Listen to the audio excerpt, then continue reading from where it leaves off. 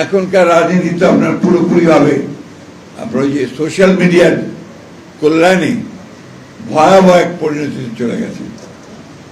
সমস্ত রাজনৈতিক নেতাদের চরিত্র হনন করা হয়, যা খুশি তাই করেন, এবং সমাজের কাছে, রাজনীতির কাছে, ভবিষ্যৎ বংশধরদের কাছে তাদেরকে একটা সবচেয়ে হীন ব্যক্তি হিসাবে পরিচয় করে দেওয়ার চেষ্টা করা হচ্ছে। এটা লক্ষ্য করে দেখবেন, অর্থাৎ রাজনীতিকে ধ্বংস করার একটা চক্রান্ত ষড়যন্ত্র চলছে, এবং এটা কখনোই সুস্থ রাজনীতির জন্য শুভ লক্ষণ নয়। আমরা জানি না যারা এগুলো করছেন তারা সচেতন ভাবে করছেন।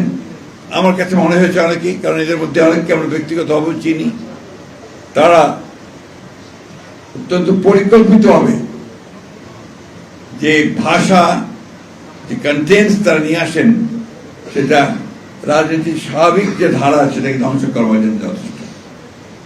আমি বলবো যে তারা ভাইরা সৌভাগ্যবান, বা মাহমুদুল হক সাহেবরা, যে তারা অনেক আগেই চলে গেছেন এবং গিয়ে বেঁচে গেছেন। অন্তত এই সমস্ত বুলিং এর পর্যায়ে তাদেরকে পড়তে হয়। আপনার আমি এই জন্য সোশ্যাল মিডিয়া দেখি না, আমি সোশ্যাল মিডিয়া কাজও করি না, আমার কোনো অ্যাকাউন্টও নাই। কারণ আমি দেখেছি যে ওটা মানেই আপনাকে বিভ্রান্ত করবে, আপনাকে ভুল পথে নিয়ে যেতে যাবে এবং আপনাকে ভুল সিদ্ধান্ত নিতে সাহায্য করবে।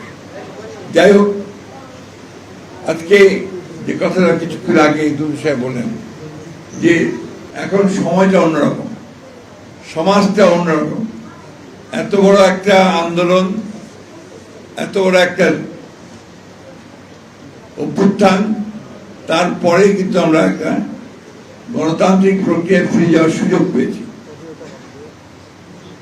আজকে আবার অত্যন্ত পরিকল্পিতভাবে শুরু হয়েছে সেই প্রক্রিয়াটাকে ব্যাহত করবার একটা প্রচেষ্টার উদ্যোগ আমি দেখতে পাচ্ছি। আমার কাছে মনে হয় যে গণতন্ত্র খুব বিপদে পড়েছে। এই যে চতুর্দিকে বিভিন্নভাবে একটা সুপরিকল্পিত, সচেতনভাবে একটা প্রচেষ্টা যে আপনার সবকিছুকেই ভেঙে ফেলা, অর্থহীন করে ফেলা, এর মধ্য দিয়ে একটা নৈরাজ্য সৃষ্টি করার একটা প্রচেষ্টা চালানো হচ্ছে। বাংলাদেশে আমি দেখছি একইভাবে আমাদের কিছু কিছু মহল, যারা নির্বাচনের আগে থেকে জুলাই 24-এর পর থেকে, কিছুদিন পর থেকেই এমনভাবে তারা বিভিন্নভাবে চক্রান্ত করছেন যাতে করে গণতন্ত্র এখানে না থাকে। সৌভাগ্য আমাদের, আমরা একটা গণতান্ত্রিক নির্বাচনের মধ্য দিয়ে একটা সরকার আমরা গঠন করতে পেরেছি। এখন এই সরকার দায়িত্ব হবে খুব দ্রুততার সঙ্গে আপনার এই যে চক্রান্ত, সেই চক্রান্তকে চিহ্নিত করে সঠিক খাতে এগিয়ে যাওয়ার চেষ্টা করা। জনাব মাহবুব হক তারা আমার রাজনৈতিক জীবনে একটা সময় আমরা অত্যন্ত ঘনিষ্ঠ ছিলাম। তিনি কৃষক দলের যখন সভাপতি ছিলেন, তখন আমি তার সঙ্গে সহসভাপতির দায়িত্ব পালন করেছি। দুদু সাহেব তখন সাধারণ সম্পাদক ছিলেন। আমরা একসাথে সেই সময় সারা বাংলাদেশের বহু এলাকায় দল সংগঠন করতে গেছি, এবং বিভিন্ন সময়ে আমাদের রাজনৈতিক যে অভিজ্ঞতা, সেই অভিজ্ঞতায় আমরা বাংলাদেশের রাজনীতিতে বিচরণ করার চেষ্টা করেছি। মাহমুদুল হক সাহেবের সঙ্গে আমার ব্যক্তিগত কোনো পরিচয় ছিল না, তবে তার কথা আমরা সবাই জানি, আপনারা জানেন। বিশেষ করে এখানে ফেনীর জনগণই বোধহয় বেশি আছেন। আপনারা সবাই জানেন যে তিনি পাকিস্তান আমলেই একজন অত্যন্ত প্রখ্যাত শ্রমিক নেতা, পরবর্তীকালে রাজনৈতিক নেতা এবং একজন সাংবাদিক ছিলেন, যার নাম সেই সময় আপনার যথেষ্ট সকলের কাছেই পরিচিত ছিল। এই মানুষগুলো একটা সময় রাজনীতি এসছেন, যেমন রাজনীতিতে আপনার কিছুটা হলেও এথিক্স ছিল, মোরালিটি ছিল, এবং একটা যেটাকে আমরা বলি মূল্যবোধ, সেই মূল্যবোধ ছিল। এখনকার রাজনীতি তো আপনার পুরোপুরিভাবে আপনার ওই যে সোশ্যাল মিডিয়ার কল্যাণে ভয়াবহ এক পরিণতিতে চলে গেছে। সমস্ত রাজনৈতিক নেতাদের চরিত্র হনন করা হয়, যা খুশি তাই করেন, এবং সমাজের কাছে, রাজনীতির কাছে, ভবিষ্যৎ বংশধরদের কাছে তাদেরকে একটা সবচেয়ে হীন ব্যক্তি হিসাবে পরিচয় করে দেওয়ার চেষ্টা করা হচ্ছে।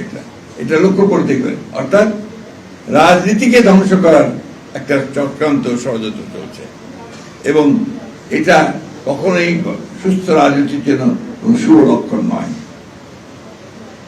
আমরা জানি না যারা এগুলো করছেন তারা সচেতন ভাবে করছেন।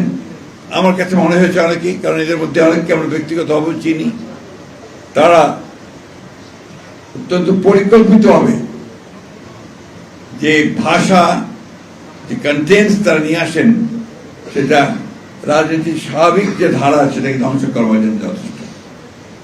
আমি বলবো যে তারা ভাইরা সৌভাগ্যবান, বা মাহমুদুল হক সাহেবরা, যে তারা অনেক আগেই চলে গেছেন এবং গিয়ে বেঁচে গেছেন। অন্তত এই সমস্ত বুলিং এর পর্যায়ে তাদেরকে পড়তে হয়।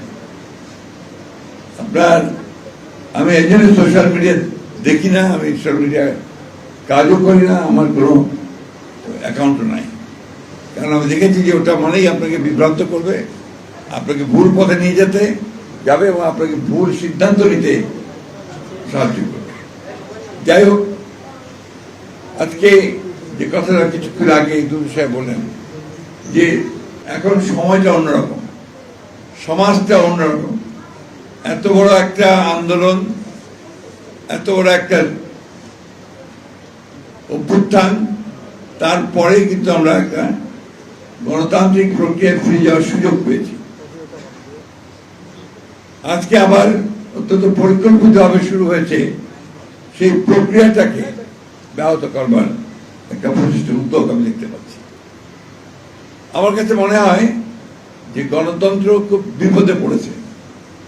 এই যে চতুর্দিকে বিভিন্নভাবে একটা সুপরিকল্পিত, সচেতনভাবে একটা প্রচেষ্টা যে আপনার সবকিছুকেই ভেঙে ফেলা, অর্থহীন করে ফেলা, এর মধ্য দিয়ে একটা নৈরাজ্য সৃষ্টি করার একটা প্রচেষ্টা চালানো হচ্ছে।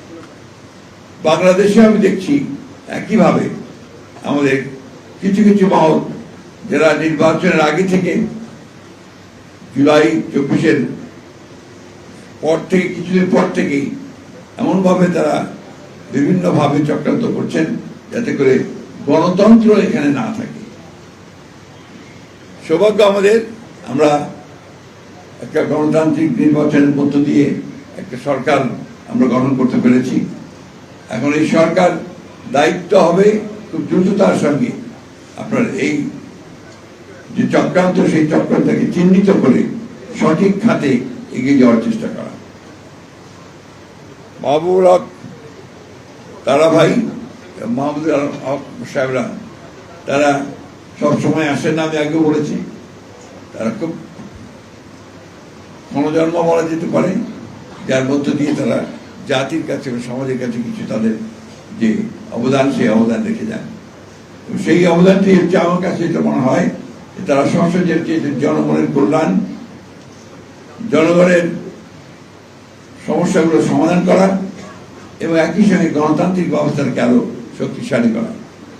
আমার সবসময় যে কথাটা মনে হয়, বিএনপি সম্পর্কে অনেকে অনেক রকম চিন্তা করেন, স্বাভাবিকভাবে করবেন, এক প্রত্যেক মানুষের অধিকারী আছে, কিন্তু বিএনপির মূল যে চরিত্র হচ্ছে কিন্তু একটা উদার গণতান্ত্রিক রাজনৈতিক দল, লিবারেল ডেমোক্রেটিক পার্টি।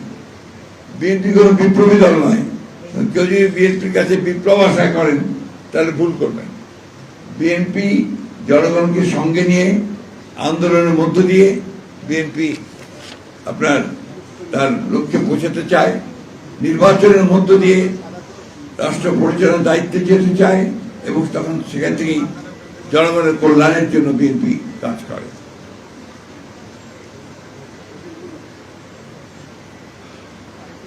ফেনী জেলা বিএনপি দাবি করেছে যে তারা দুটি নামকরণ চান। এটা তো ফেনী বিএনপি করবে। ফেনী বিএনপির নেতা আছেন, বিএনপির আপনার বিএনপির নেতৃবৃন্দ আছেন, আপনার প্রস্তাব নিয়ে আপনাদের পৌরসভা দিতে এটা করতে পারেন। এটা তো পৌরসভাই সিদ্ধান্ত নিতে পারে। তারপরে যদি কোনো সমাজ সহযোগিতা দরকার হয় আমরা সেটা করবো, কিন্তু উদ্যোগটা তারপরে কে নিতে হবে, তাই না? নামকরণ ব্যাপারটা খুব কঠিন না, কিন্তু এটা আপনার পৌরসভাতে একটা রেজলিউশন করতে হবে, রেজলিউশন করে দিয়ে দিলে সেটা মিনিস্টার পাঠিয়ে দিলে ওটা আপনার চূড়ান্ত হয়ে যাবে। এটা আপনারা ইজিলি এই ব্যবস্থা করতে পারেন। যাই হোক, আমি বক্তব্য দীর্ঘ করবো না। আমি আজকে তার পরিবারের সদস্যদেরকে আন্তরিকভাবে ধন্যবাদ জানাতে চাই, তারা এই উদ্যোগটা নিয়েছেন। উদ্যোগটা নেওয়া উচিত ছিল কিন্তু আপনার ফেনীর রাজনৈতিক নেতাদের। দুর্ভাগ্য আমাদের যে উদ্যোগগুলো নেওয়া হয় না, কিন্তু আমি আশা করব যে তারা এই উদ্যোগগুলো নেবেন এবং আমাদের যে দুই নেতা শুধু নয়, অন্যান্য সব নেতাদেরকে যেন আমরা মনে রাখতে পারি তার ব্যবস্থা গ্রহণ করবেন। মাহবুবুল্লাহ ভাই এখনই আমাকে একটা প্রস্তাব দিয়েছেন, আমি এই প্রস্তাবটি অবশ্যই যথাযথ দায়িত্বে যারা আছেন, কর্তৃপক্ষ যারা আছেন তাদের সামনে তুলে ধরবো, যে আমাদের বাংলা একাডেমির পক্ষ থেকে এই দেশের যারা বরেণ্য রাজনীতিবিদ তাদের জীবনীগুলোকে ধারণ করার জন্য আপনার একটা বই বার করা উচিত এবং সেই প্রত্যেকের সম্পর্কে বইগুলো বার করা উচিত। এটা করলে আমরা আমাদের যে সমস্ত নেতারা যারা আমাদের জন্য আমাদের ভবিষ্যৎকে সুন্দর করার জন্য অবদান রেখেছেন তাদের জীবনী, তাদের কাজ, এগুলোকে ধরে রাখতে পারি ভবিষ্যৎ বংশধরদের জন্য। এই জিনিসটা আমরা অবশ্যই করার চেষ্টা করব, এটা আমাদের দায়িত্ব বলে আমরা মনে করি। যাই হোক, আমি বক্তব্য দীর্ঘ করতে চাই না। আজকে আমাকে এখানে আমন্ত্রণ জানিয়ে আমাদের এই দুই মহান নেতার সম্পর্কে কিছু কথা শোনা এবং পড়ার সুযোগ দেওয়ার জন্য আমি আয়োজকদেরকে আন্তরিকভাবে ধন্যবাদ এবং কৃতজ্ঞতা জানাচ্ছি। সেই সঙ্গে আহ্বান জানাচ্ছি যে আসুন আমরা সবাই আমাদের এই সমস্ত নেতা যারা আমাদের জাতির জন্য অবদান রেখে গেছেন এবং সুস্থ গণতান্ত্রিক চর্চার একটা নজির রেখে গেছেন, সেগুলোকে সামনে নিয়ে আমরা সেই গণতন্ত্রকে সামনের দিকে এগিয়ে যাওয়ার জন্য আমাদের লড়াইকে অব্যাহত রাখি। একটা কথা সবসময় মনে রাখতে হবে যে আজকে